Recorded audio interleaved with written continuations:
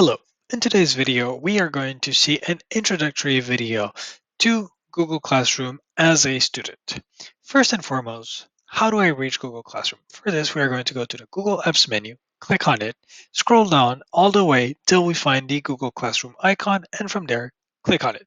You will be redirected to the main page of Google Classroom. In here, what will you find? First and foremost, you will find your to-dos, a calendar. At the same time, you will find the classes in which you are enrolled, the title and the name of the teacher. If there's a picture of the teacher as well, you will find a picture, and then you are going to have access first to the Google Drive of the classroom, and second of all, the work that you have submitted. Third of all, another thing that you will find is this plus button here. In here, you will be able to join a class by clicking on the plus, clicking on join a class, and from there, if you have the class code, which you need to ask the teacher of the class to give to you, to insert it here, and from there, you will be able to automatically join a class. There is a second way in which you can visualize the classes in which you are enrolled.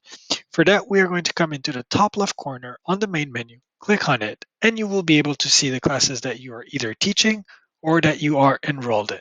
For instance, here I am enrolled in these two classes, and at the same time, I'm going to have my to-dos. Now, as a student, when you click on a class, you are redirected to the main page of it, which is known as the stream. In here, what will you find? You will find any announcement that a student or a teacher has done.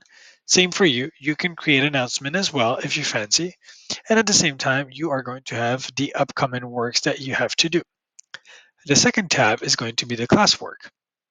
In the classwork, you will find all the different types of informations, such as the assignments and the material that you need to read to be able to complete your assignments. And third of all, you are going to find the people. In the people, you will find the teachers and at the same time, your classmates. What you can do from here is you can email people by simply clicking on the email button. Now let's go back to classwork. Very important to notice that sometimes you need to hand in an assignment. For this, you can always view your assignments by either clicking on the video or the assignments directly, or you can click on the view assignments. Here you will be able to see the assignment where you can add some comments by clicking on the add class comment.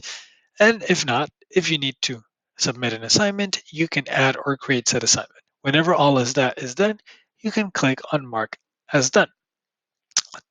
To go back to the main menu, you simply need to click on the three lines and from there click on classes. And you are redirected once again to the main menu of Google Classroom. And that is the introductory video of Google Classroom as a student. Thank you very much. Have a good